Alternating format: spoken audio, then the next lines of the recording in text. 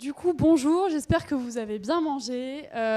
Aujourd'hui, on va parler, là, sur cette table ronde, du concept d'auteur au cinéma. Du coup, on va essayer de définir un peu le concept d'auteur. Pour le livre, est-ce que l'auteur, c'est celui qui écrit le livre au cinéma? Du coup, celui qui est l'auteur du film, c'est celui qui le réalise dans un certain, dans un certain cinéma français, c'est aussi celui qui écrit le scénario.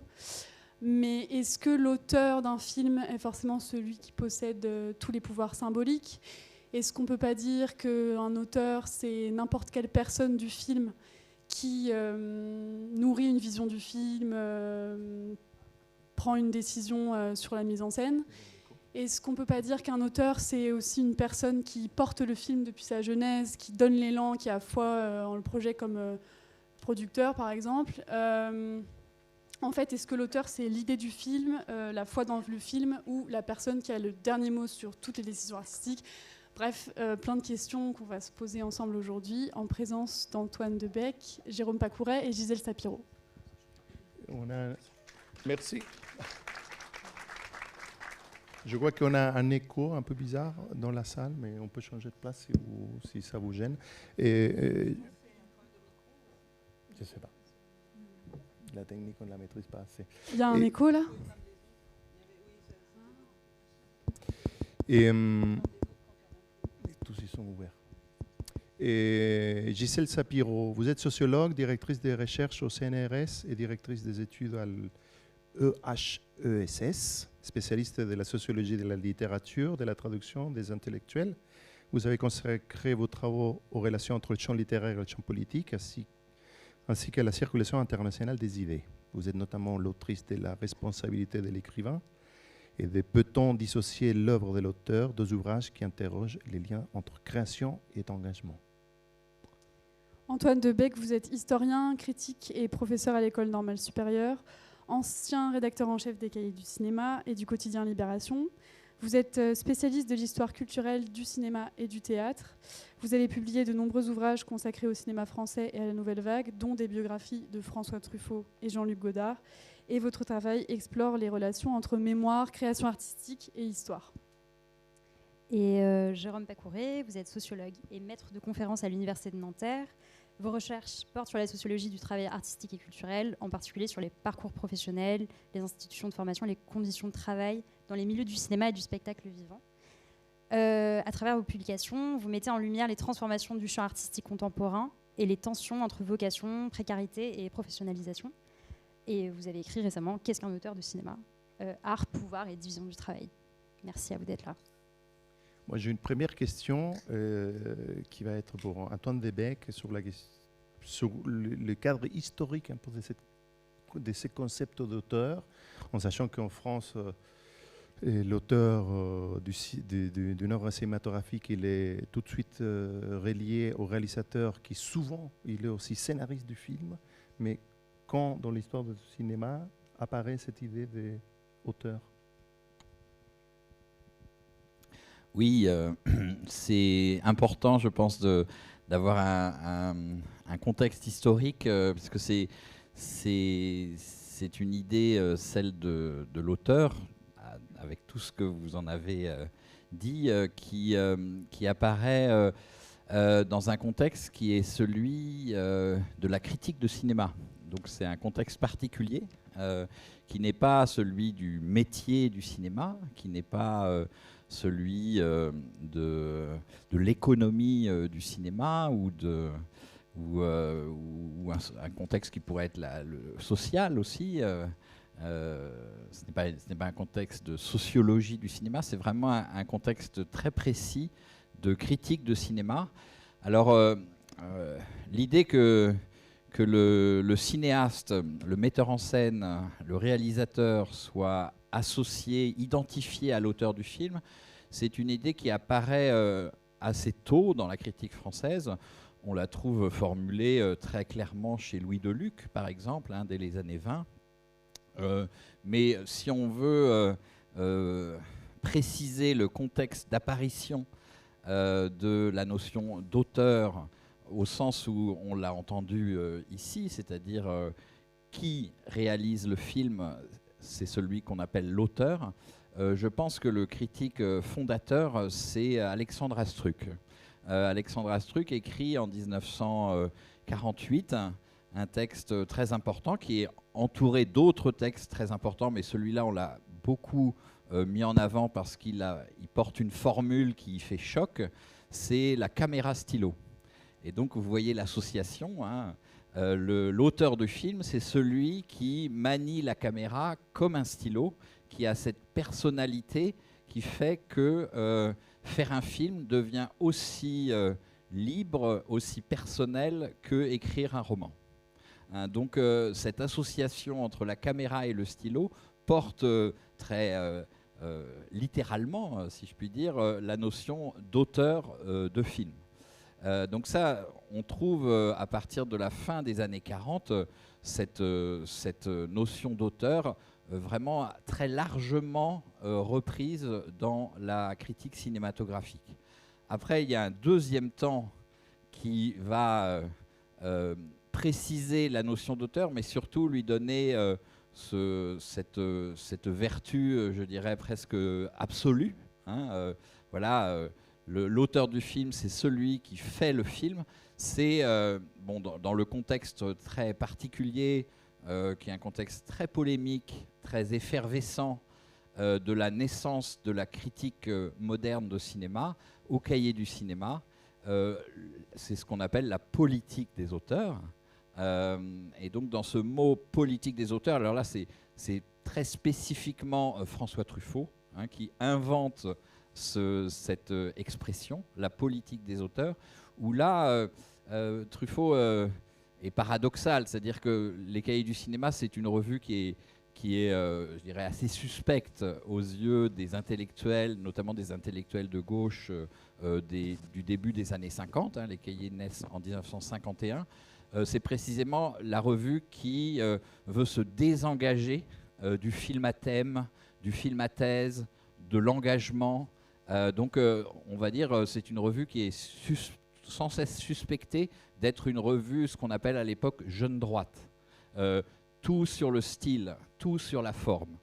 Et François Truffaut utilise sciemment cette notion de politique des auteurs en disant, en quelque sorte, moi, la seule politique que je fais, ce n'est pas de défendre un film parce qu'il va aller dans le sens d'une grande idée qui va être illustrée par le film. C'est cette idée que moi, la seule politique que je fais, c'est de défendre les auteurs.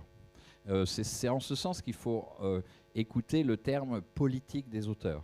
Alors, chez Truffaut, je ne vais pas être trop long, hein, mais Truffaut invente ce terme et ce n'est pas du tout, je dirais, ça parle beaucoup sur ce que veut dire le terme d'auteur et ce que veut dire la politique des auteurs, dans un contexte donc, très efflorescent, très polémique, où un certain nombre de cinéastes défendus par les Cahiers sont largement méprisés par la critique, disons, établie. Et ce n'est pas du tout innocent non plus que Truffaut va mettre en place la notion de politique des auteurs à travers deux films qui sont des films incendiés par la critique. Hein. Donc c'est d'une part Abel Gance. Alors faut se remettre dans la situation de l'après-guerre. Abel Gance, c'est pour tous les critiques un cinéaste fini. C'est le cinéaste de Napoléon, c'est le cinéaste du muet. Qu'est-ce que c'est que de parler d'Abel Gance en 1950 ? Ça paraît totalement aberrant. Et Truffaut va inventer, la première fois que le mot politique des auteurs apparaît, c'est en septembre 1954, dans un texte de Art qui s'appelle Sir Abel Gance, donc voilà, une sorte de mettre Abel Gance en majesté. Et c'est là où le mieux, c'est que je vous lise peut-être cet extrait qui est de 3 lignes. Hein, je dois peut-être faire l'aveu suivant. Je crois à la politique des auteurs. C'est le moment où ça apparaît, hein, c'est la première apparition. Ou, si l'on préfère, je me refuse à faire mienne les théories si prisées dans la critique cinématographique du vieillissement des grands cinéastes, voire de leur gâtisme. Je ne crois pas davantage au tarissement du génie des émigrés, Fritz Lang, Buñuel, Hitchcock ou Renoir. Donc, ce que Truffaut dit ici, c'est que d'une part, il considère Abel Gance comme une sorte de modèle de l'auteur. C'est Abel Gance, malgré tous les scénaristes qui travaillaient avec lui, malgré tous les techniciens géniaux qui travaillaient avec lui, c'est Abel Gance qui est l'auteur du film parce que ce film, d'une certaine manière, ressemble à Abel Gance. Et il le dit de toute une série de cinéastes, c'est le panthéon, disons, des auteurs qui se met en place, qui sont des cinéastes qui sont très attaqués à l'époque par la critique donc établie, hein, la critique plus académique. Truffaut, à ce moment-là, a 22 ans. Hein, c'est vraiment un jeune trublion, un jeune polémiste. Renoir, je dirais le lieu commun critique, c'est de dire Renoir, c'était un grand cinéaste quand il était en France, quand il est parti aux États-Unis, donc quand il a émigré aux États-Unis, il a perdu son savoir, son pouvoir. Il n'a fait que des films peu intéressants. On dit la même chose de Hitchcock. Hitchcock était un grand cinéaste quand il était en Angleterre. Depuis qu'il est aux États-Unis, il est vendu au système. Il fait des films de divertissement. On dit la même chose de Rossellini. Rossellini, c'était un grand cinéaste quand il était néo-réaliste, juste après-guerre. Une fois qu'il fait ses films comme Europe 51, Stromboli, Voyage en Italie, il a perdu son cinéma. Ses films sont extrêmement attaqués. Voilà, on ne comprend pas ce qu'il fait, il est perdu, etc., etc. Fritz Lang, la même chose. Le grand Fritz Lang, c'est le cinéaste allemand. Le Fritz Lang américain, il fait des westerns. Quelle idée de faire des westerns. C'est vraiment pas digne du grand cinéaste qu'il était, etc. Et donc, la stratégie critique, parce que c'est une stratégie critique hein, chez Truffaut, c'est de défendre ces cinéastes comme des auteurs en disant deux choses, en fait. Les films de ces cinéastes leur ressemblent, avec tous leurs défauts.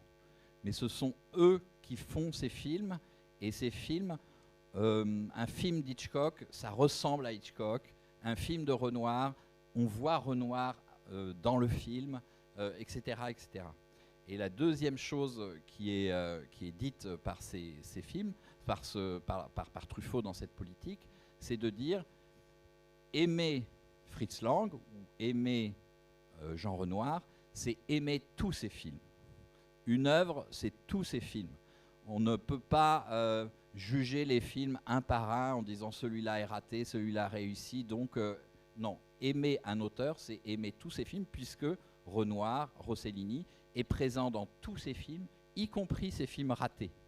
Et donc, on arrive au paradoxe qui est celui de la politique des auteurs, de dire, on le dira d'Hitchcock, on le dira, puis ensuite on le dira par exemple de Jacques Rivette, un des grands défenseurs de la politique des auteurs, c'est de dire un film raté de Jacques Rivette, c'est mieux qu'un film réussi de Claude Sautet. Voilà, ça arrive à ce paradoxe-là, qui est un paradoxe, évidemment, c'est de la stratégie critique, hein. C'est de la mauvaise foi, si vous voulez. Il faut le lire comme ça. C'est une arme de guerre. C'est une arme de guerre dans le contexte critique de l'époque. Et donc, les deux films qui vont servir à Truffaut, on va pouvoir voir peut-être le document. J'ai apporté la critique de Truffaut sur... c'est la première fois qu'apparaît dans un titre comme ça, la politique des auteurs, hein. Ali Baba et la politique des auteurs. Ali Baba, c'est le plus mauvais film de Jacques Becker. Truffaut le sait. Et il dit, moi, j'aime Ali Baba parce que malgré Fernandel, malgré les 3 scénaristes qui se sont succédés sur ce film, c'est un grand film parce que c'est un film de Jacques Becker. On voit, de façon très rare, parce que Truffaut a été sur le tournage du film, il a pu voir la catastrophe que c'était. Becker s'est désintéressé du film, c'est son premier assistant qui a fait le film, Auduroy. Mais Truffaut, en voyant le film, il le dit, je l'ai vu 1 fois, 2 fois, 3 fois. À la 3e fois, j'ai vu Becker derrière. Merci. Et c'est un grand film. Merci beaucoup du coup Et d'avoir... juste le deuxième film qui est encore plus parlant pour Truffaut, où là, c'est vraiment la mauvaise foi qui est mise en avant, d'ailleurs, dans son film, dans la manière dont il le défend. C'est La Tour de Nesle de Abel Gans, qui est véritablement un navet, hein, Truffaut le sait, mais il a repéré dans ce film 2 minutes géniales, 2 minutes qui sont typiquement Abel Gans, où il voit Abel Gans, dans la perversité qu'Abel Gans peut avoir d'ailleurs, et il dit La Tour de Nesle, c'est un grand film, et je cite juste pour finir ce qu'il dit à ce propos. Hein.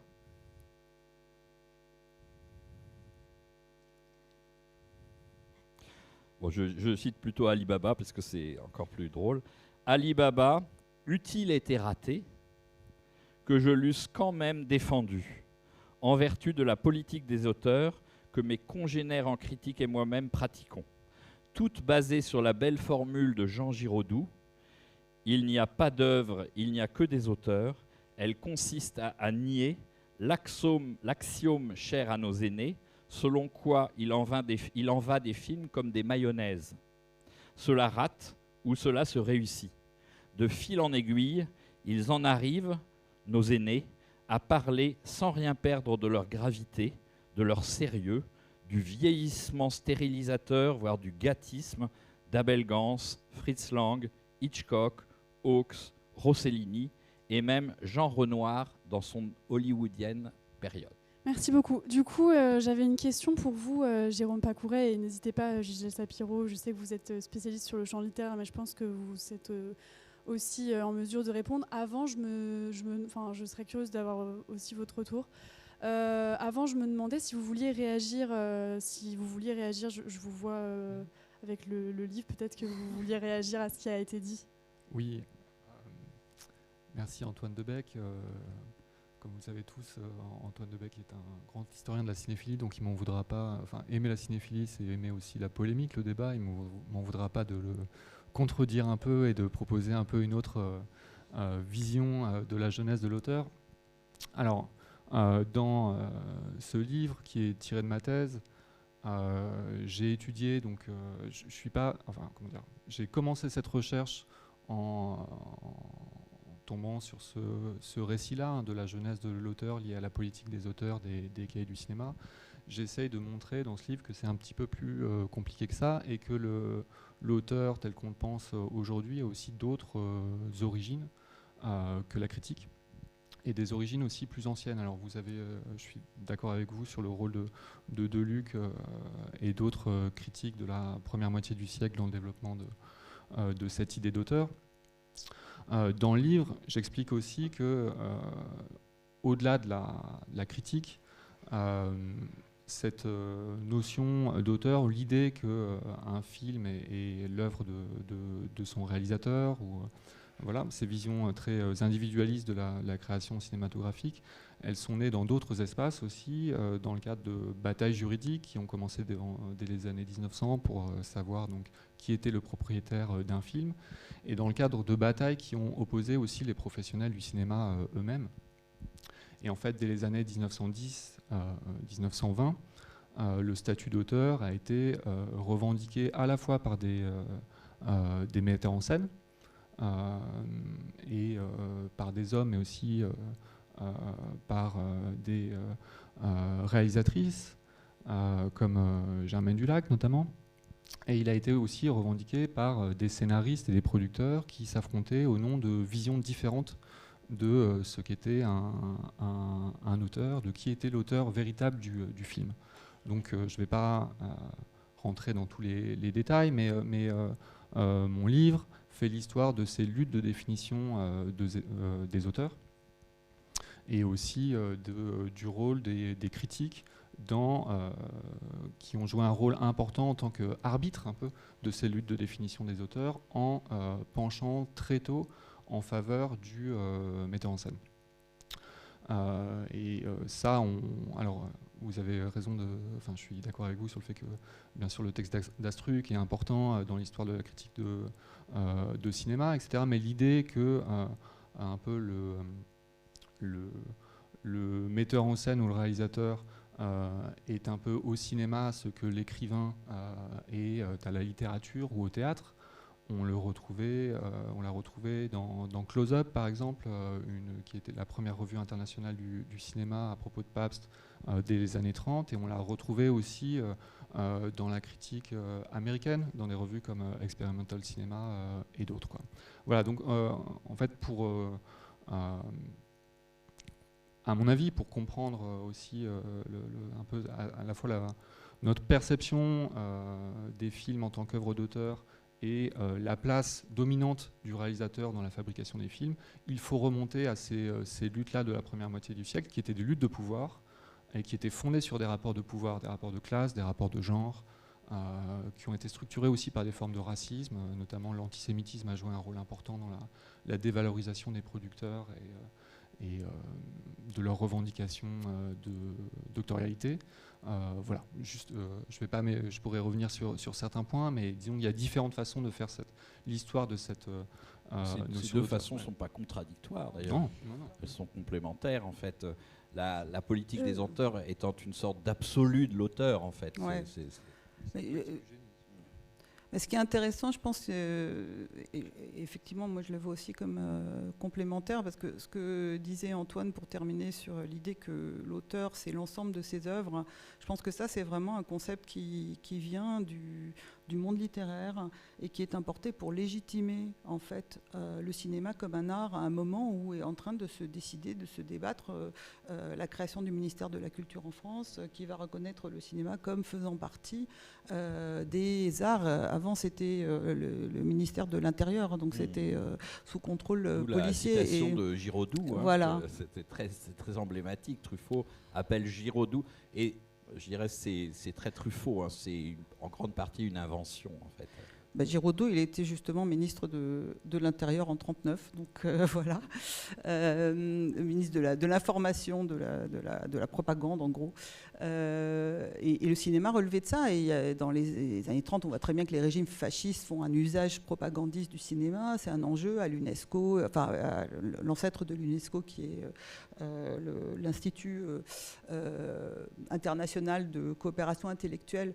Mais de mon point de vue, moi évidemment j'ai une approche aussi socio-historique et juridique comme celle de Jérôme, en partant du Qu'est-ce qu'un auteur de Foucault, qui est le titre du livre de Jérôme.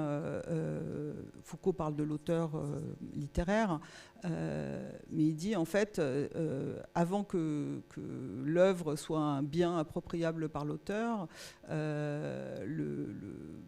les produits culturels, enfin les écrits ont été des discours, des actes susceptibles d'être punis. En fait, c'est avec l'émergence de l'imprimerie, l'édit Chateaubriand, la position du nom de l'auteur avec celui du nom de l'éditeur devient obligatoire sur toute impression pour pouvoir les poursuivre. Et là, c'est bien avant qu'existe la propriété intellectuelle. On remonte au XVIe siècle. Et ça n'est qu'au XVIIIe qu'il y a une sorte de renversement qui va faire que les auteurs vont s'approprier en fait à la fois la responsabilité telle. Alors, c'est une définition pénale de la responsabilité, mais la responsabilité morale sur leur œuvre et la revendication du droit d'en tirer un profit, une valeur à la fois économique et symbolique, d'en faire un travail. Alors, qu'est-ce que c'est exactement propriété, travail, service ? C'est un débat qui n'est toujours pas tranché et qui est un débat extrêmement intéressant, qui se voit dans les luttes autour de la définition du droit d'auteur. Mais effectivement, à partir du début du XXe siècle, surtout en 1904, il y a une codification. En fait, par exemple, on fait entrer le design, on fait entrer les arts industriels dans la définition de la propriété intellectuelle, les arts plastiques évidemment. Et donc, c'est un enjeu pour les arts d'être rattachés, parce que le fait qu'il y ait un auteur, c'est la définition en fait de l'art, en gros. Voilà. Donc, il y a un enjeu juridique, et donc du coup, les luttes dont parle Jérôme, elles sont prises dans ces enjeux juridiques juridique où il y a un aspect à la fois économique et un aspect symbolique. Mais j'aime beaucoup la manière dont la politique des auteurs en fait emprunte cette notion politique d'auteur. En plus, c'est une conception aussi dans l'édition, c'est-à-dire que quand on va publier un auteur, on ne publie pas un livre, on publie tous les livres de l'auteur, et donc on crée une œuvre, et l'œuvre c'est pas seulement le livre unique, et l'idée de la ressemblance, ça fait partie, dans mon livre Peut-on dissocier l'œuvre de l'auteur, je montre qu'il y a 3 formes d'identification entre auteur et œuvre. Alors c'est d'abord ce que Foucault dit, c'est-à-dire que le nom d'auteur est une sorte de métonymie qui ensemble, enfin je dis Flaubert est l'auteur de Madame Bovary, Flaubert est l'auteur de l'éducation sentimentale, Madame Bovary est l'auteur de Madame Bovary et l'auteur de l'éducation sentimentale, et tout ça peut se substituer selon les contextes, mais c'est aussi Flaubert est l'auteur de Sentimental Education et de toutes les traductions de l'éducation sentimentale. Et à ce moment-là, alors on pourrait faire la différence entre art collectif et littérature, où bon, il y a plus d'identification entre l'auteur et l'œuvre, mais là se pose aussi la question des traductrices. Donc, quand un texte est produit dans une autre langue, donc ça pourrait être, on pourrait rapprocher ça des scénaristes. Donc, le premier, c'est la métonymie. La deuxième, c'est la ressemblance, c'est le rapport métaphorique. C'est l'idée que le style, c'est l'homme, comme on disait au 18e, c'était l'homme à l'époque, on le pensait en termes de l'homme. Et donc ça, je pense que cette idée, elle est tout le temps mise à mal. En fait, c'est intéressant parce que c'est à la fois une croyance très forte et à la fois, bon, on est obligé de diviser Picasso entre la période bleue, rose, la période cubiste, voilà, comme la période américaine ou la période allemande d'Abel Gance ou de Fritz Lang. Voilà. Donc, j'ai aussi grandi sur cette idée de la période. C'est très fort, hein, ça. Voilà. Mais donc, alors, et la troisième, c'est la question de l'auteur comme cause de l'œuvre, c'est-à-dire l'attribution de la responsabilité, de l'intentionnalité, alors même que en fait, l'œuvre peut échapper à l'intention de l'auteur dans les formes d'appropriation, mais l'auteur est toujours redevable en fait des interprétations possibles de l'œuvre. Pas toujours, mais enfin, c'est un enjeu de lutte. Et d'ailleurs, la mort de l'auteur, je termine avec ça, de Barthes en 68, c'est le pouvoir de la critique par rapport à la signification de l'œuvre. On met de côté l'intention, en fait. Bah, du coup, pour rebondir, on peut se poser la question de est-ce qu'il y a d'autres traditions de pensée qui vont plutôt reconnaître le caractère collectif et fragmentaire du geste cinématographique plutôt qu'individuel, et plus loin, ça pose la question de voilà, aujourd'hui on va voir un film parce que c'est un réalisateur qui l'a, et peut-être avant c'était parce qu'un tel acteur était dedans. Ça pose la question de est-ce qu'on a besoin d'un repère, une personne, un nombre de personnes pour aller voir un film. Voilà. Si Jérôme. Alors, en a-t-on besoin ? Non, parce qu'une majorité des spectateurs et spectatrices de cinéma vivent le cinéma autrement qu'en tant qu'œuvre d'auteur. Ça, il y a un certain nombre d'enquêtes sociologiques et d'autres manières de vérifier que le fait de voir les films en les attribuant au cinéaste, ça reste bien souvent une forme de privilège ou de pratique qui est concentrée dans les classes supérieures bien dotées en capital culturel. Donc non, on n'en a pas besoin.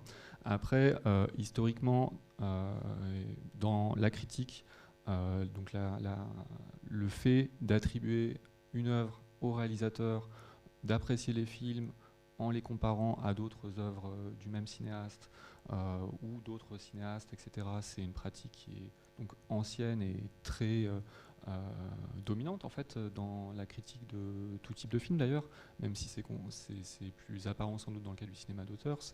Vous avez tous lu des critiques de blockbusters qui parlent de films de Michael Bay, etc. Voilà. Bon. Après, le champ de la critique et le champ cinématographique lui-même ont aussi vu un certain nombre de contestations de la domination du réalisateur et de la notion d'auteur comme catégorie d'analyse critique. Alors, je ne vais pas toutes les détailler ici. Les plus connues sont celles de mai 68, et qui ont été portés par des cinéastes ou des critiques anticapitalistes, révolutionnaires, etc. L'histoire du renoncement de Godard, par exemple, à la notion d'auteur ou du collectif Medvekin, occulte parfois celle d'autres contestations, notamment celle de critiques et de collectifs féministes. Je parle notamment dans le livre d'une revue qui s'appelle Women and Film, qui a été la première revue de cinéma se revendiquant comme féministe aux États-Unis, et qui a contesté la notion d'auteur comme vecteur d'invisibilisation de nombreux travailleurs et travailleuses du cinéma, et qui, sans renoncer totalement à cette catégorie, a promu et cherché à développer d'autres manières de critiquer les films, d'autres manières de les comparer, notamment en privilégiant parfois le thème ou les représentations des rapports patriarcaux ou d'autres, que ce soit en utilisant ou non le nom d'auteur. Il y a aussi eu des contestations anticolonialistes, tiers-mondistes, de la notion d'auteur qui s'attaquait à cette catégorie et au rapport de production des films en tant qu'œuvre d'auteur, comme des formes de production, comme des pays dominant les relations cinématographiques internationales et qui étaient imposés aux pays du Sud, et notamment dans le manifeste pour un tiers cinéma, là vous avez une contestation de cette notion au nom d'autres modes de production, d'un cinéma guérilla, etc. Voilà. Donc on n'en a pas besoin. Il y a eu d'autres il y a eu des tentatives de contestation des rapports de production et des manières de voir les films en tant qu'œuvre d'auteur, mais il n'empêche que pour les professionnels du cinéma, cette catégorie s'est imposée et elle est profondément ancrée dans les rapports de production cinématographique, ce qui fait qu'il est très difficile pour des gens comme vous et moi d'apprécier le cinéma autrement, en se passant complètement des noms d'auteurs. Vous en faites l'expérience tous les jours. Vous parlez de domination d'auteur.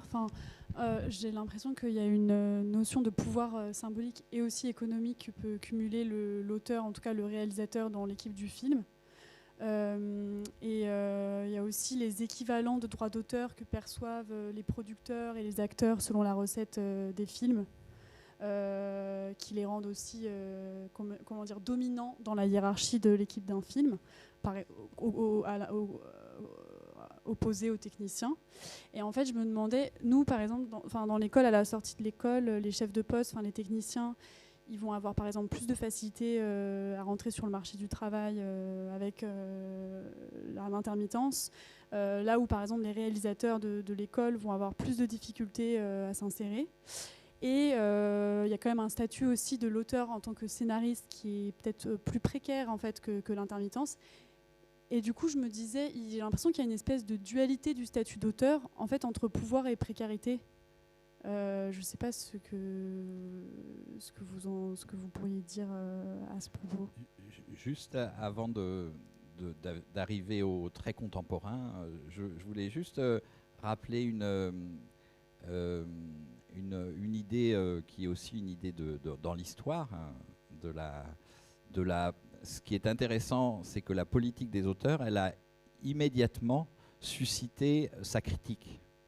Et donc, il y a un texte célèbre d'André Bazin, 2 ans après, en février 1957, de la politique des auteurs, voilà, j'ai apporté aussi, qui est un texte extrêmement critique sur la politique des auteurs. Alors, ce que dit Bazin, c'est 2 choses. D'une part, que la politique des auteurs, de mettre en avant comme ça l'auteur de film comme un absolu, ça ne permet pas de comprendre une grande partie du cinéma, notamment tout le cinéma de genre, voilà, où d'une certaine manière c'est le système et d'une certaine manière la tradition du genre, du western ou de la comédie musicale ou du film noir qui fait le film autant que l'auteur du film. Et puis l'autre chose qui est très intéressante justement sur le pouvoir symbolique de l'auteur, c'est que Bazin dit le risque, et il prend un exemple qui est tiré d'un texte de Rivette sur Howard Hawks, il dit le risque de la politique des auteurs, c'est un culte esthétique de la personnalité. Et donc là, on est véritablement dans ces débats, je dirais, très actuels, sur quel pouvoir symbolique on confère à l'auteur en l'affirmant comme ça de façon absolue. Et puis l'autre chose que je voulais dire sur historiquement, c'est que ceux qui ont affirmé la politique des auteurs, Truffaut, mais surtout Rivette, vont être les premiers à faire un cinéma qui va contre la politique des auteurs. C'est ça qui est intéressant. Jacques Rivette, il n'y a pas plus de partage du film que dans un film de Rivette. À partir, disons, de 68-69, Rivette est un grand lecteur de Foucault. Il a lui-même mis en cause cette notion d'auteur, et tous les films de Rivette sont fondés sur le partage du film avec ceux qui écrivent le scénario, avec les actrices et les acteurs, avec les techniciens, avec la monteuse. Voilà, il y a tout un partage du film, une sorte de co-écriture du film qui fait de chaque film de Rivette, qui était pourtant le grand défenseur de la politique des auteurs, des films qui sont des films collectifs, essentiellement collectifs.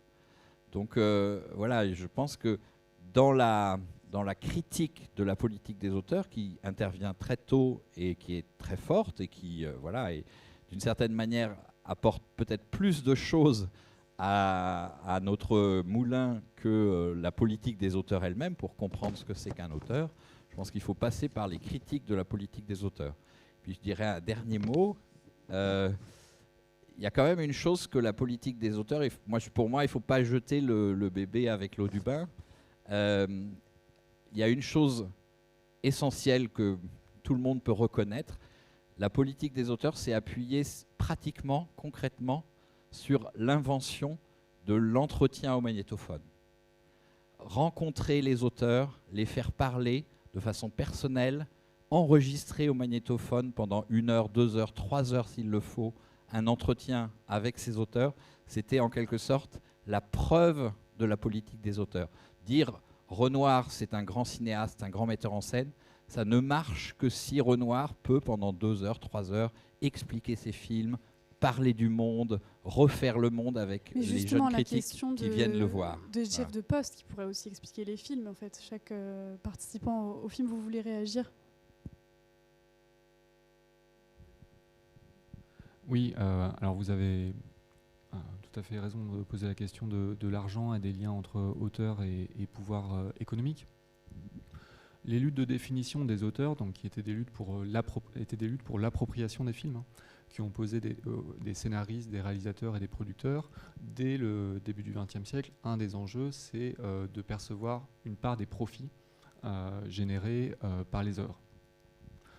Ces luttes, elles se sont traduites très différemment dans le droit français et dans le droit américain. Dans le droit français, finalement, ce sont les scénaristes, les compositeurs, les metteurs en scène et les auteurs des œuvres adaptées qui ont été reconnus comme les auteurs présumés des films, alors que dans le droit américain, je vous passe un peu toute l'histoire, mais le plus souvent la propriété et le statut même d'auteur revient à la société de production cinématographique elle-même. Ce qui n'empêche pas aussi les réalisateurs, les scénaristes d'avoir droit à une part à des rémunérations additionnelles dans le cadre du droit du travail, mais bref.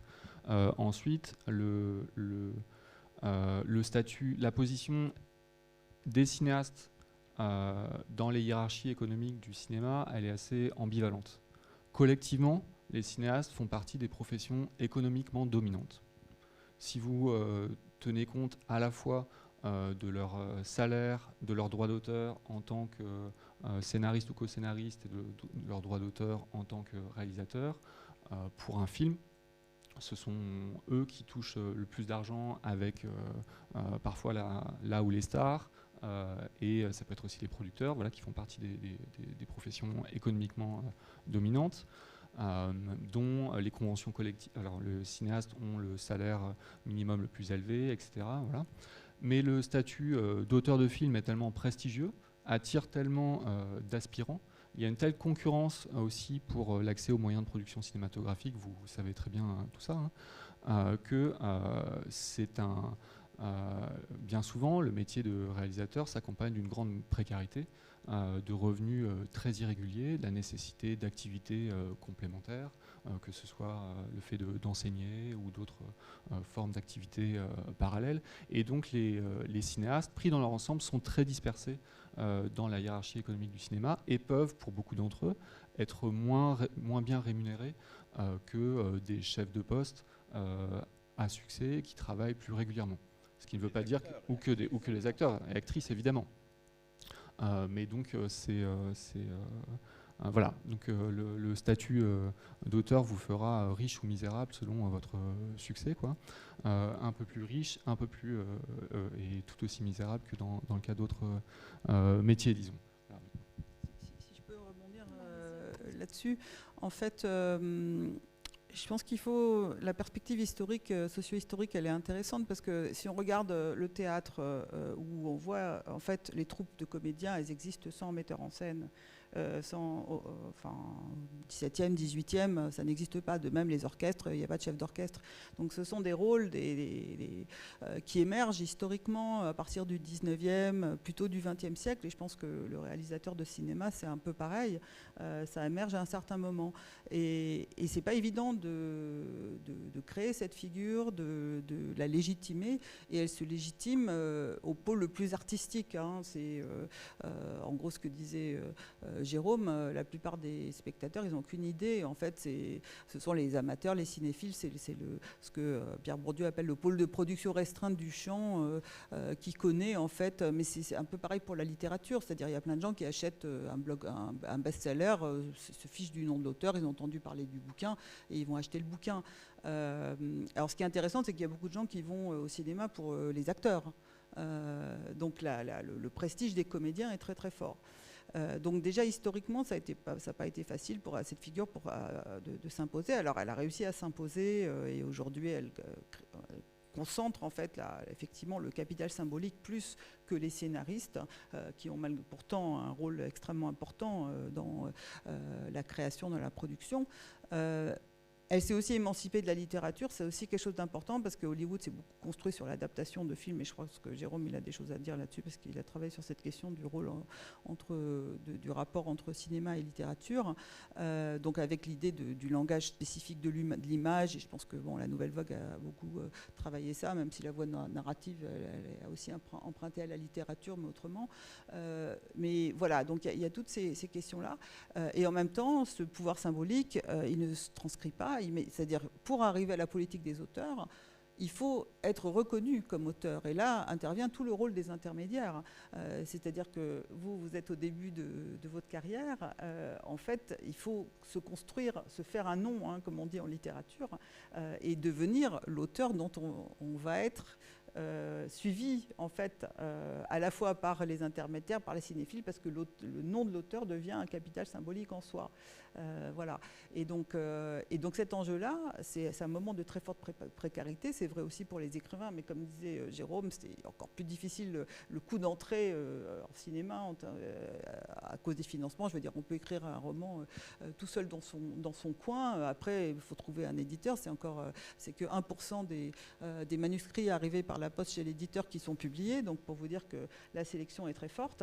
Mais au moins le texte est écrit, alors qu'une œuvre cinématographique, si elle n'a pas les moyens de réalisation, enfin bon, maintenant il y a d'autres techniques, mais enfin c'est très difficile.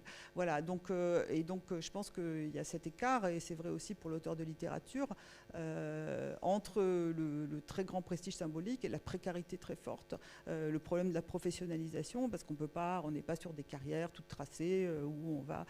Et puis d'un film à l'autre, il faut faire ses preuves. Donc effectivement, le nom d'auteur, ça vous protège un petit peu une fois qu'il est établi, mais on peut quand même dire celui-là il est raté par rapport, on entend les critiques dire ça tout le temps, comparer les œuvres d'un auteur par rapport les unes par rapport aux autres, et puis il y a des auteurs qui peuvent disparaître. En littérature, il y en a qui ont émergé à un moment donné, et puis après ils ont été dégagés, l'éditeur voulait plus, ça vendait pas assez, enfin voilà. Quand je vous entends parler, il y a une question de construction symbolique finalement qui est mouvante dans l'histoire. Dans l'histoire du cinéma, il y a la question des producteurs, par exemple l'âge d'or, où il y a des producteurs qui sont eux les moteurs des projets. il a les star systems, où les gens ils allaient au cinéma voir des stars. On s'en foutait finalement des réalisateurs. Après, il a la question des auteurs qui arrivent en France, donc les gens vont... C'est pour ça que quand on leur a parlé des repères, il a quelque chose de cet ordre-là, aujourd'hui, qui commence à aussi évoluer. Moi, je pense par exemple aux séries. Aux séries, c'est des concepteurs, les showrunners des séries, mais on ne sait pas qui a fait les épisodes des séries. Où il y a 10, 15 réalisateurs, mais on s'en fout finalement qu'on le voit. On a un rapport symbolique totalement différent.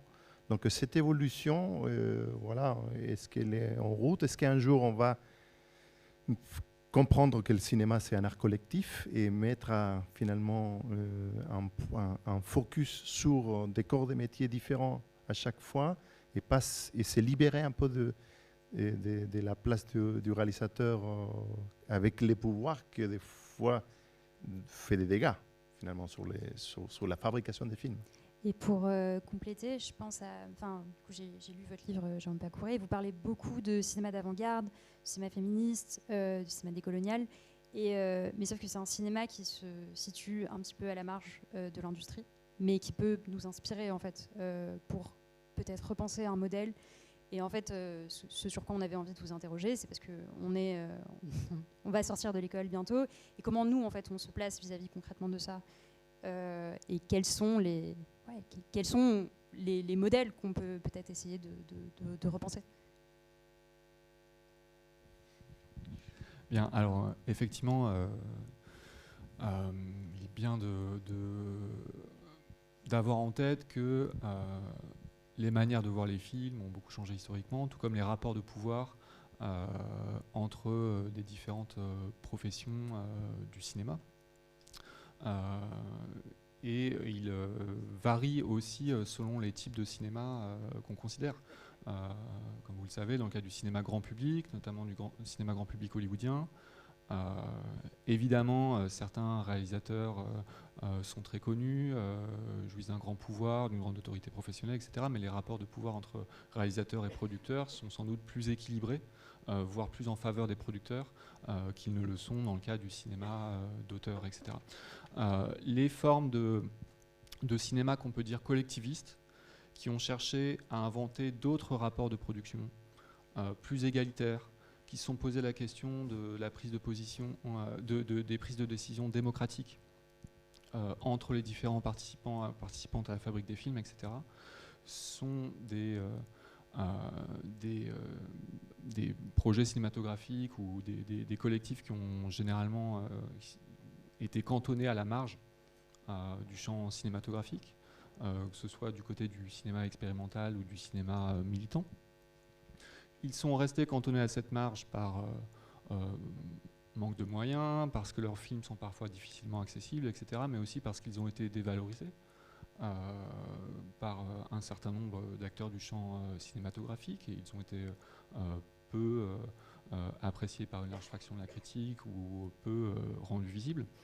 Il y a aujourd'hui des réflexions auxquelles vous pouvez participer ou que vous avez pu voir passer sur la possibilité d'inventer de nouveaux rapports de production, notamment dans le cas d'un cinéma petite équipe, où les rapports de pouvoir seraient moins déséquilibrés en faveur du réalisateur, à la fois pour éviter des formes d'abus de pouvoir comme les violences sexistes, mais aussi le fait d'imposer du travail gratuit et d'autres formes de violence qu'on peut trouver dans le cadre de la fabrique des films, mais aussi à des fins esthétiques pour essayer de voir dans quelle mesure, en travaillant de façon plus démocratique, égalitaire, etc., d'autres formes cinématographiques peuvent s'inventer. Moi, je pense qu'on s'oriente vers alors je ne sais pas si on peut encore parler de cinéma, mais en tout cas de monde visuel à deux échelles, je pense que le pouvoir de l'auteur et la présence de l'auteur n'est pas, doit être réglé par une pratique éthique du tournage et de la conception, je dirais pas seulement du tournage, de la fabrication du film, mais la place du cinéaste me semble indispensable au film. C'est pas parce qu'il y a un cinéaste qui signe le film qu'on ne peut pas avoir une pratique éthique. Je parlais du cas de Rivette. Voilà, le film est signé, mise en scène Jacques Rivette, mais il y a une pratique éthique qui est collective et qui est de respect de chaque poste de travail, de chaque personne, à tous les niveaux et dans l'ensemble de la fabrication du film. Et puis il y a un autre régime qui me semble celui que tu as signalé, hein, qui est le régime télévisuel, qui est le régime de la série, où là, pour moi, celui qui a le pouvoir sur la série, c'est bien sûr celui qui décide, qui produit la série, c'est la chaîne de télévision ou la maison de production, mais quand même le pouvoir essentiel, c'est quand même le pouvoir de scénariste. Hein, c'est quand même, il me semble, une autre... c'est la narration, c'est la conception de l'histoire, qui est moteur. Et effectivement, comme tu le dis, il peut y avoir 10 réalisateurs différents. Souvent, ce qu'on retient, c'est le concepteur de la série et celui qui a écrit la série, qui prend le pouvoir d'auteur. Et donc, moi, il me semble que ces deux régimes-là sont un petit peu ceux qu'on va rencontrer aujourd'hui. Je ne crois pas à la mort de l'auteur au cinéma. Je crois à des pratiques éthiques qui encadrent le pouvoir de l'auteur. Voilà, on peut tout à fait, je redonne l'exemple de Rivette, être un auteur, je dirais, qui vient de ce moment de l'absolu de l'auteur, tout en travaillant collectivement, tout en travaillant éthiquement avec ses équipes.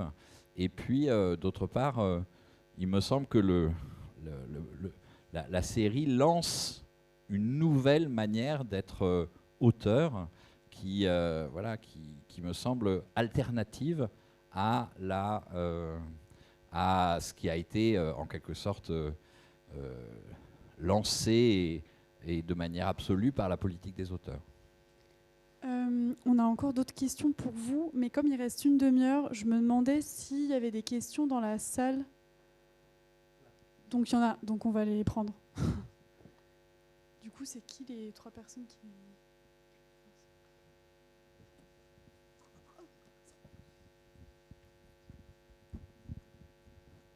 Bonjour, je suis là.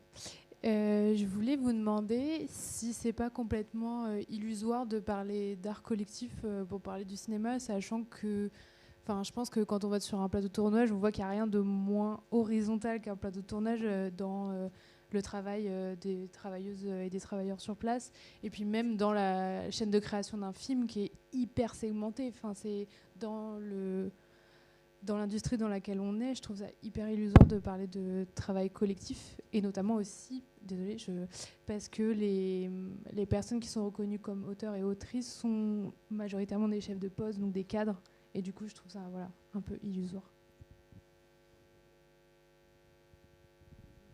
Alors, pour moi, d'un point de vue sociologique, il n'y a pas de contradiction entre auteur et collectif, c'est des relations complexes en fait.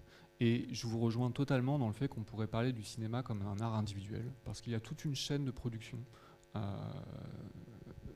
et de valorisation des films qui est, en tout cas dans le cas du cinéma d'auteur et cinéma indépendant, très centré autour de la figure du réalisateur, de la construction des œuvres de cinéaste, quoi. Les agents, les critiques, les distributeurs, etc. Vont valoriser les films comme les œuvres de réalisateurs, dans tout un tas de supports, etc.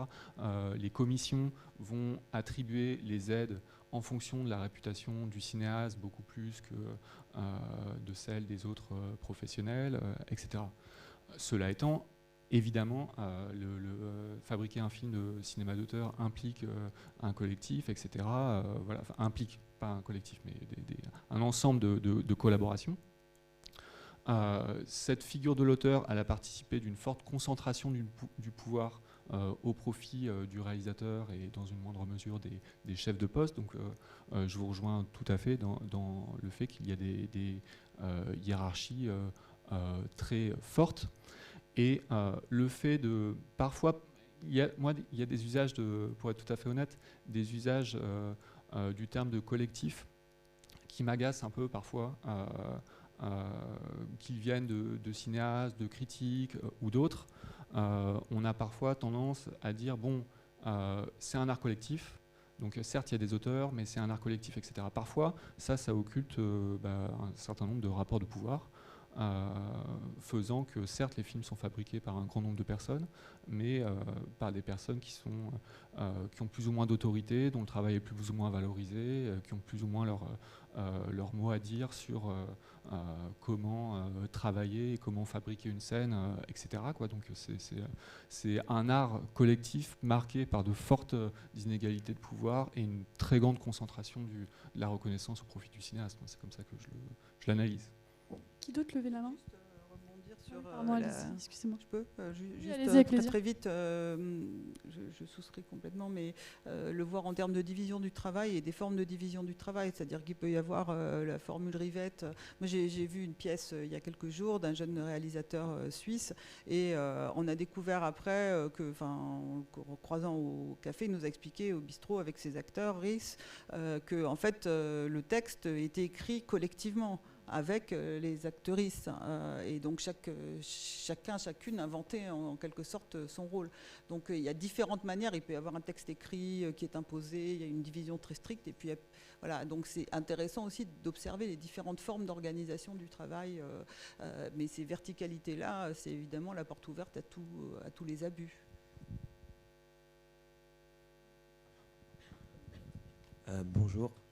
Moi, je voulais savoir, selon vous, dans quelle mesure est-ce que cette idée, cette notion que une œuvre ressemble ou doit ressembler à un auteur a fait du mal, du tort ou a rigidifié la création cinématographique en France? Et je pense, désolé pour le name dropping, mais je pense à Proust qui s'insurgeait contre cette idée et qui me trouvait dangereuse. Et voilà, donc je veux savoir, est-ce qu'il y a eu une influence forte sur la nature de la création en France à cause de cette idée?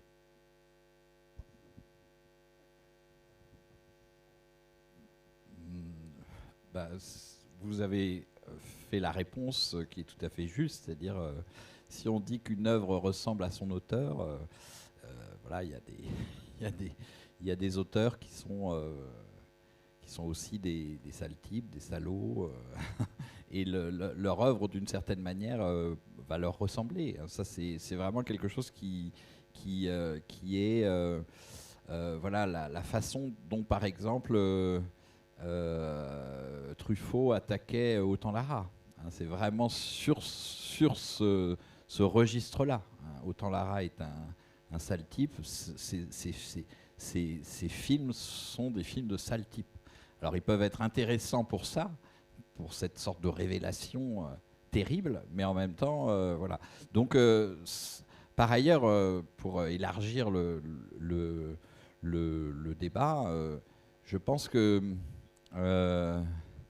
c'est toujours, il y a toujours un danger à donner un pouvoir absolu à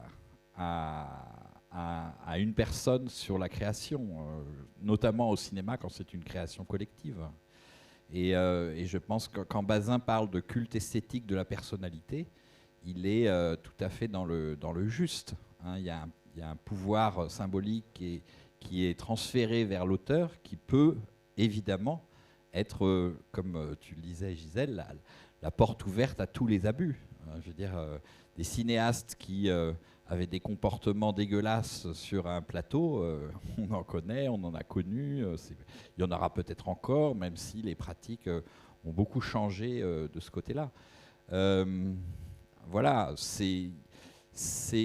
après c'est l'usage qu'on fait de ce pouvoir symbolique de l'auteur.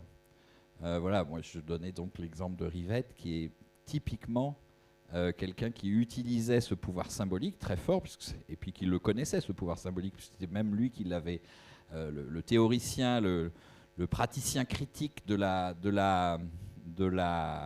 de la politique des auteurs, c'est Rivette avec Truffaut sur la notion de mise en scène, de metteur en scène. C'est Rivette qui reforge la notion de metteur en scène.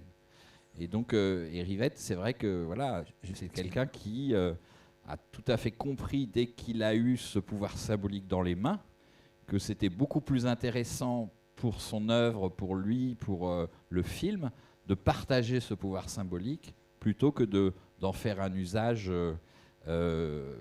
je dirais presque outrancier, quoi. Voilà. Mais ma question, c'était plutôt, est-ce que le cinéma aurait pu être plus large, plus divers, plus différent si les auteurs n'avaient pas eu eux-mêmes l'idée que leur œuvre doit leur ressembler? Et donc, est-ce que cette idée n'est pas avant tout dangereuse pour celle qu'elle prétend défendre? Oui, c'est qu'en fait...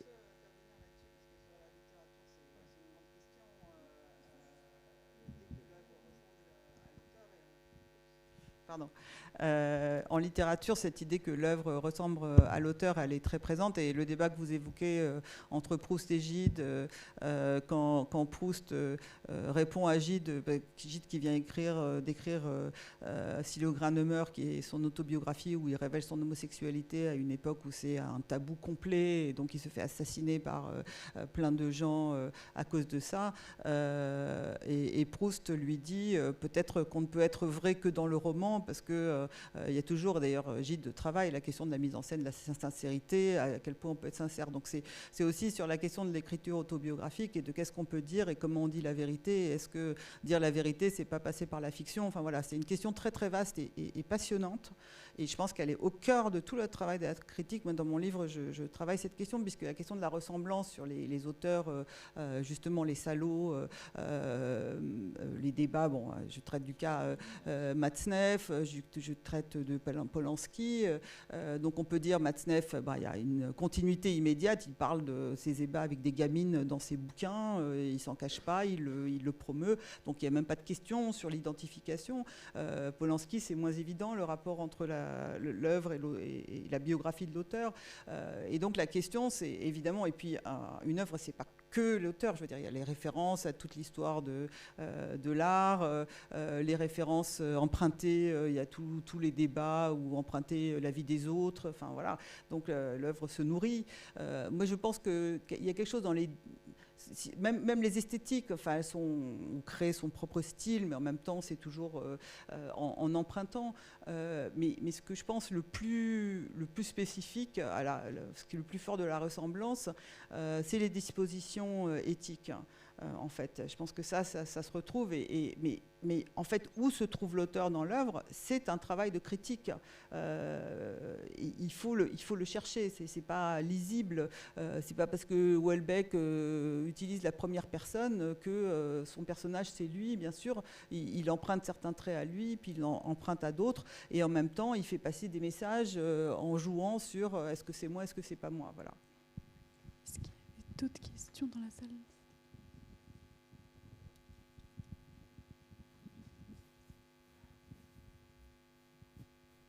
Bonjour, j'avais une question qui fait un peu lien entre le passé et le présent, c'est que j'ai l'impression qu'un des grands, je suis sûr, une des grandes idées de la politique des auteurs, et même avant ça de Auriol, etc., enfin bref, c'est que l'auteur, pour eux, c'est le réalisateur, dans le sens où c'est l'artiste le plus important qui appose sa patte sur l'œuvre, etc. Aujourd'hui, dans le cinéma d'auteur français, il n'existe pas de réalisateur qui ne soit pas aussi auteur au sens plus littéral, c'est-à-dire scénariste. Alors que voilà, Truffaut, etc., ils sont fans d'Hitchcock et de Hawks qui, théoriquement, n'écrivent pas vraiment leur scénario. Alors, comment il y a eu ce glissement? Est-ce que c'est juste lié à la polysémie du terme? Ou est-ce qu'il y a quelque chose aussi, pas lié au fait que les auteurs de la Nouvelle Vague, dans un premier temps, étaient à la fois réalisateurs et scénaristes? Voilà. On peut expliquer ça par deux... Il y a un paradoxe, effectivement, de dire chez Truffaut, par exemple, l'auteur du film, c'est le réalisateur, parce que c'est celui qui à la fois écrit le film et le réalise. Le paradoxe, c'est de défendre au nom de cette idée Hitchcock, Hawks, comme vous l'avez dit, Fritz Lang, qui n'écrivent pas leur scénario. Et donc, ce qui résout le paradoxe, je pense que c'est la mise en scène. L'auteur du film, c'est le metteur en scène. Ce n'est pas le scénariste. Ça, c'est la position de la Nouvelle Vague sur le scénario, qui est une position très polémique, anti-scénariste. Il ne faut pas oublier que la Nouvelle Vague a combattu d'abord les scénaristes de son temps. Truffaut, son texte le plus célèbre, Une certaine tendance du cinéma français, c'est un texte contre les scénaristes. En disant, voilà, pourquoi est-ce que le cinéma de qualité français est si mauvais? C'est parce que c'est un cinéma de scénaristes. Et donc, ce que font les gens de la Nouvelle Vague, les cinéastes de la Nouvelle Vague, tout en écrivant leurs films, même s'ils écrivent avec d'autres parfois, comme Truffaut, comme Chabrol, c'est ou Rivette qui écrit avec ses actrices, voilà, ou alors le scénario est écrit pendant le tournage, c'est d'autres méthodes qui sont alternatives, mais c'est une sorte de guerre contre le scénario qui passe par la mise en scène. Et donc, la Nouvelle Vague, c'est un cinéma de metteurs en scène.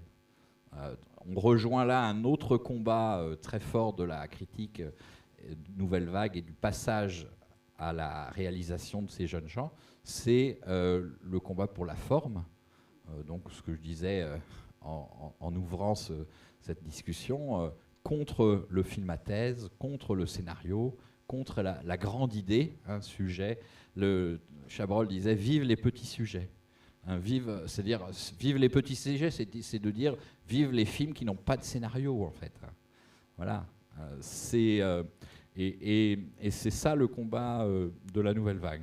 Donc, ce paradoxe que vous signalez, qui est tout à fait juste, il est en quelque sorte, cette aporie, elle est réduite par l'éloge de la mise en scène. Et qui est le metteur en scène? Alors là encore, on retrouve cette idée que ça peut se partager. Une mise en scène, ça peut se partager avec un chef opérateur, ça peut se partager avec l'ingénieur du son, et tous les cinéastes de la Nouvelle Vague l'ont fait.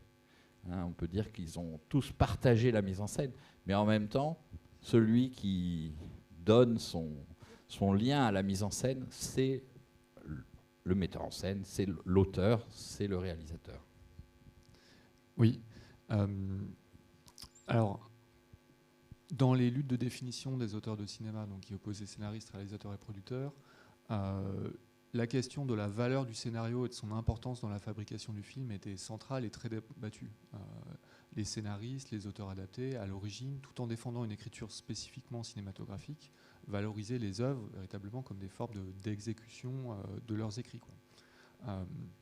À l'inverse, du côté des réalisateurs, le scénario était souvent, et dès avant la politique des auteurs, traité comme quantité négligeable ou dévalorisé comme une forme de travail collectif, pas si important, à côté de la mise en scène et du travail de réalisation à proprement parler, quoi, en définissant le cinéma comme un art visuel, irréductible aux écrits, etc.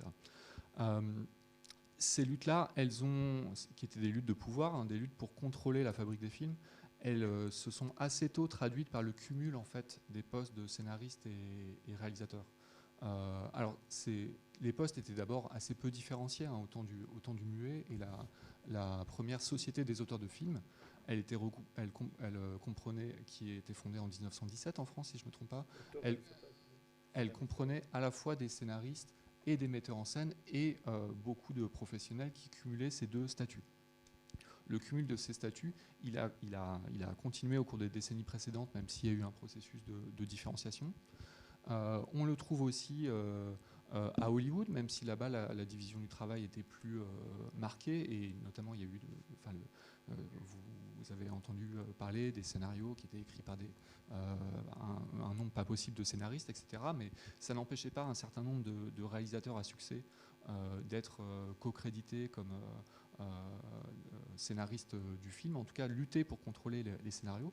Pour en venir à la situation actuelle, il y a l'héritage de ces batailles-là, mais il y a aussi la manière dont est organisé le financement des films, qui est très important pour comprendre pourquoi aujourd'hui ce qu'on appelle des auteurs sont à la fois metteurs en scène et scénaristes. Comme vous le savez, les financements, et notamment celui du CNC, mais aussi ceux des chaînes de télévision, etc., sont souvent attribués sur l'évaluation du scénario. Le scénario est tellement central dans le processus de sélection des projets de films et du coup dans la construction des carrières des cinéastes, que ça amène tous les cinéastes en fait par nécessité d'une certaine manière à intervenir dès cette étape-là, quoi. C'est un peu moins. Alors, il y a des cas c'est un peu différent dans le cas du cinéma grand public français, mais en tout cas dans le cas du cinéma d'auteur, vraiment, il y a une chaîne de financement, de production des films qui favorise fortement cette concentration. Et beaucoup de réalisateurs se plaignent d'ailleurs de l'importance qu'a prise le scénario dans le cadre de l'évaluation des projets de films. Est-ce qu'il y a d'autres questions? Ouais.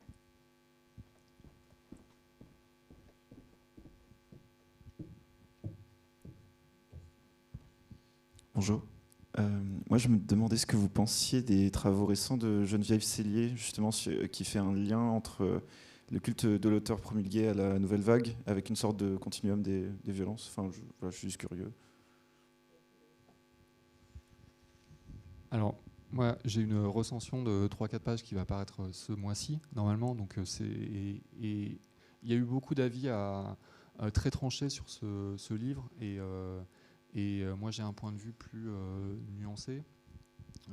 En tout cas, je suis en désaccord avec elle, peut-être sur son hyper-focalisation sur la Nouvelle Vague.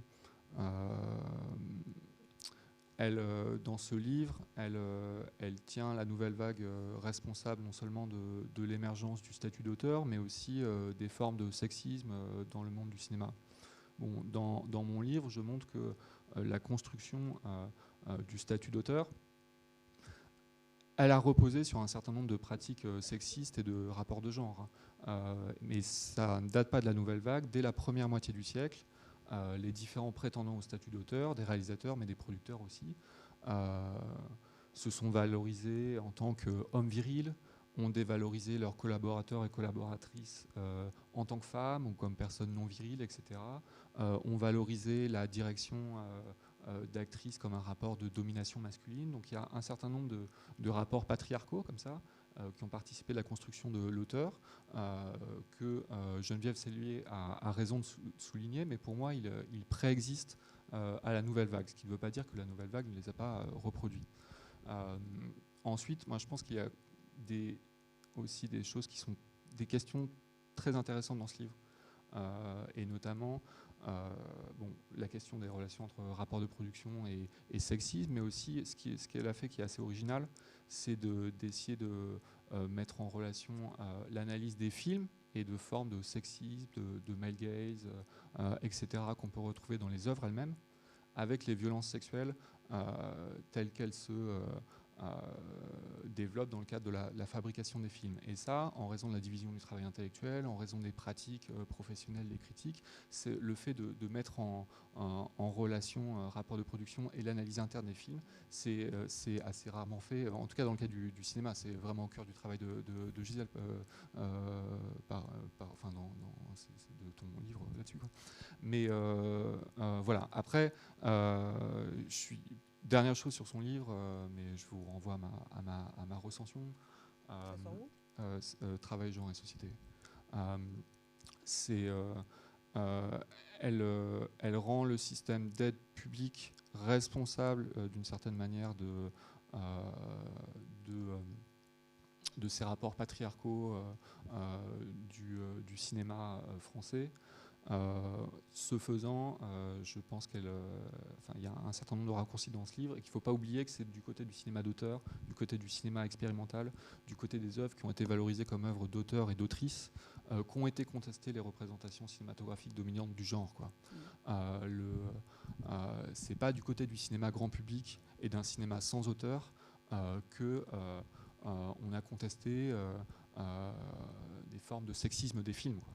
C'est via aussi la construction d'autrices et la valorisation de leur œuvre que le cinéma féministe s'est développé. Donc le rapport entre auteur et féminisme est plus ambivalent que ne le suggère parfois ce livre, qui est aussi, il faut le dire, un livre d'intervention critique. C'est pas un travail qui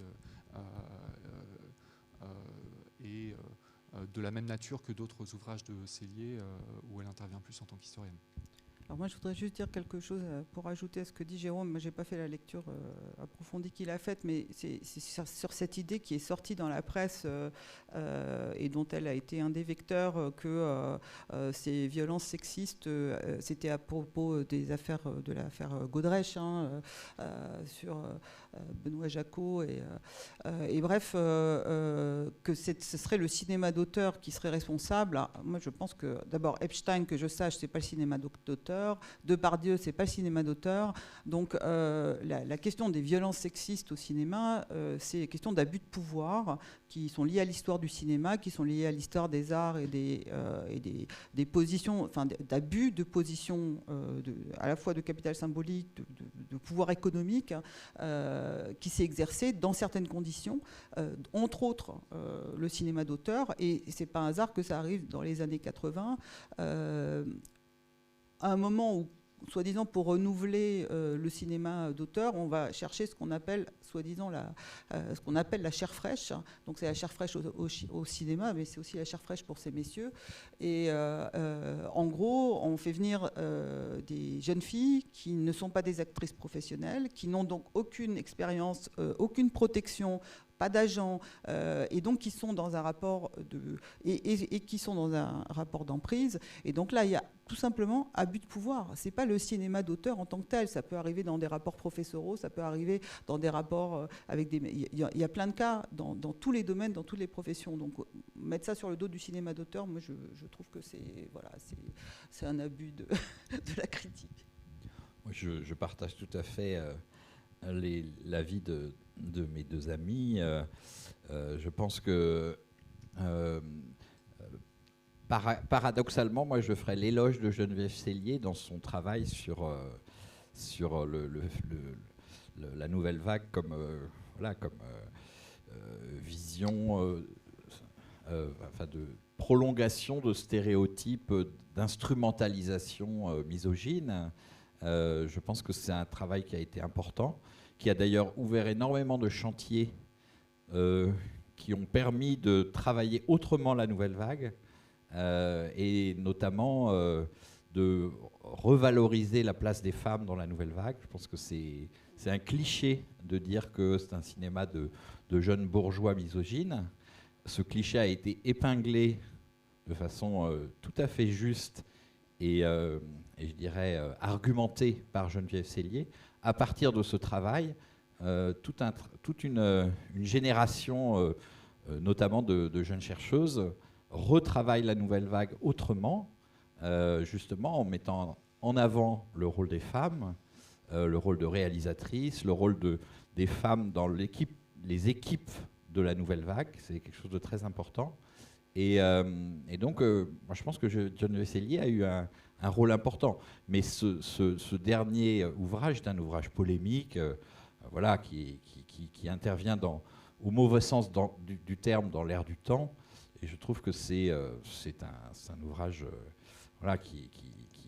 qui, pour moi, doit être lu comme ça. Donc, moi, je ne suis pas contre la polémique, mais je trouve que c'est un ouvrage qui rentre dans ce cadre-là. Est-ce qu'il y a une dernière question ? Encore ?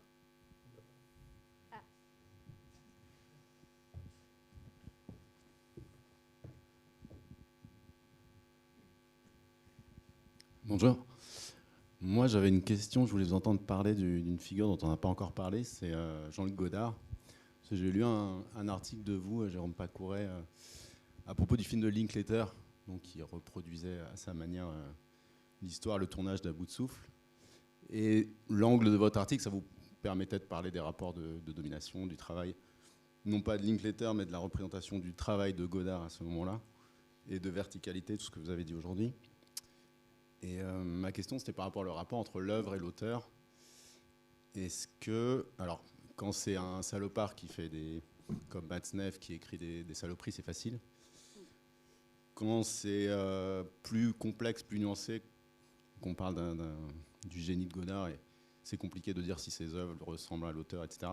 Ma question, en fait, c'est certains lui accolent l'étiquette de misogynie et du coup se refusent à regarder son cinéma. Comment on travaille ce rapport entre œuvre et auteur, et cette question du coup de s'intéresser ou de regarder que des choses qui correspondent à ce qu'on aime ou nous ressemblent, et comment on exerce son travail critique ou son futur métier en peut-être s'enfermer dans des bulles cognitives ou des bulles de confort, entre guillemets. Voilà. Alors, d'abord, peut-être pour faire la transition, je pense que quand même, il y a un certain nombre de choses que rappelle Geneviève Sellier, même si les violences sexuelles sont pas cantonnées au cinéma d'auteur, et s'imbriquent sur des rapports de pouvoir qui peuvent être ceux de, par exemple, des relations entre producteurs et autres et actrices ou autres professionnels. Le capital symbolique des auteurs a bien souvent servi à dénier, invisibiliser, voire à justifier certaines violences sexistes et sexuelles. Et ça, je pense que Geneviève Sellier a tout à fait raison de le rappeler. Après, alors, comment dire, en fait, est-ce que vous pouvez répéter votre... Qu'est-ce que tu penses du film de Linklater? Je crois que c'est ça la question. Non, alors le film de... Bah quand même, c'est parti de ça. Moi, je pense que si je peux, et tu rebondis après, mais parce que moi, c'est quelque chose que j'aborde dans le livre, c'est-à-dire qu'est-ce qu'on fait des œuvres problématiques surtout quand c'est des classiques qui ont eu un rôle dans l'histoire de l'art, quoi, qui ont marqué. Je pense que l'effacement... alors, après, sur les choix individuels, ce sont des choix individuels. Pendant des décennies, quand on ne lisait pas et on ne voyait pas des films de femmes, ça posait problème à personne. Aujourd'hui, quand il s'agit de ne pas lire des œuvres d'hommes, là, ça fait scandale et on parle de censure. Donc, il y a les choix... Ah, pardon. C'est... Quoi ? Ah Pardon. Ah oui, non, j'ai pas vu. Excusez-moi, je vois pas bien de loin. Et donc ça, il y a la question des choix individuels. Après, moi, du point de vue, je pense que l'effacement des œuvres qui ont marqué l'histoire culturelle est aussi dangereuse parce qu'elle va effacer, elle va créer une amnésie de ces violences au lieu de les comprendre, de comprendre leur fonctionnement. Et je ne peux pas les comprendre pour les justifier, évidemment, et non pas pour les relativiser, parce que l'idée que c'était les normes de l'époque, non. Parce que c'est pas parce que c'était les normes de l'époque d'être sexiste que ça n'avait pas des effets, ou d'être raciste, que ça n'avait pas des effets sur les personnes visées. Donc ça relativise rien du tout. Mais par contre, pour comprendre le fonctionnement de la violence symbolique et comment des œuvres d'art ont pu se faire reproduire en fait ces violences symboliques, je pense que le travail de l'analyse critique, sans réduire les œuvres uniquement à ça, le travail de l'analyse critique est très important. Je donne l'exemple de Heidegger. Comment est-ce qu'on peut, on peut effacer, on peut relativiser la place de Heidegger dans l'histoire de la philosophie, oui. Mais par contre, il a tant marqué les philosophes que si on l'efface, il y a plein de choses qu'on ne comprendra pas. Et moi, je pense que le travail d'anamnèse, de faire émerger ces violences symboliques dans les œuvres, par une analyse critique très fine, qui ne soit pas réductrice, c'est extrêmement important et il faut s'emparer de ça, en fait.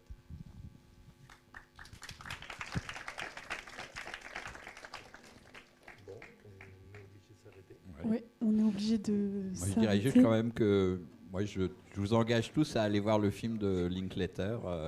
On comprend, je pense que c'est intéressant sur justement le débat d'aujourd'hui, ce que c'est qu'un auteur. Le film est assez passionnant là-dessus.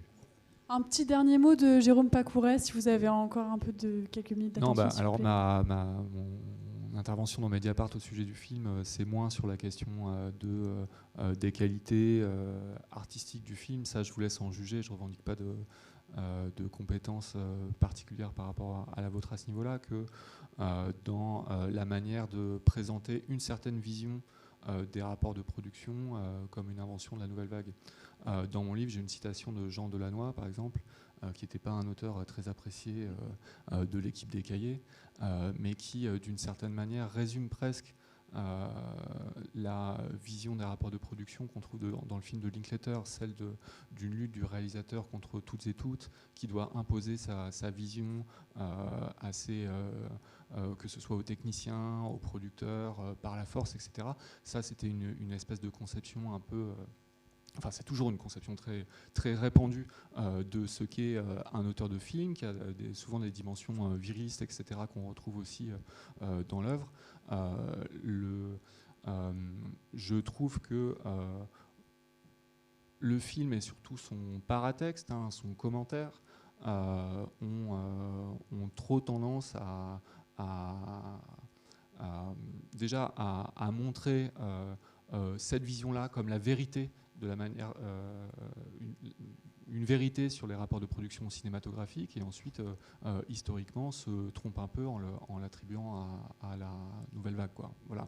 Après, que faire des œuvres d'artistes dont on n'adhère pas à la politique, Gisèle Sapiro a creusé ça beaucoup mieux que moi. Je pense que Godard aussi, voilà, j'analyse beaucoup son cas dans mon livre et dans d'autres écrits. Il est très intéressant pour ses critiques du statut d'auteur et de la vision du cinéma comme œuvre d'auteur. Critiques qui n'ont pas été du tout cantonnées à mai 68, mais qui ont été répétées, amendées pendant des décennies, quasiment jusqu'à sa mort, quoi. Bon, on est obligé de s'arrêter parce qu'on a une projection qui arrive. Donc, merci beaucoup, Jérôme, Gisèle et Antoine d'être venus ici. Et on se donne une dizaine de minutes de pause et on se retrouve ici pour une projection à son image de Thierry Desperetti. Merci.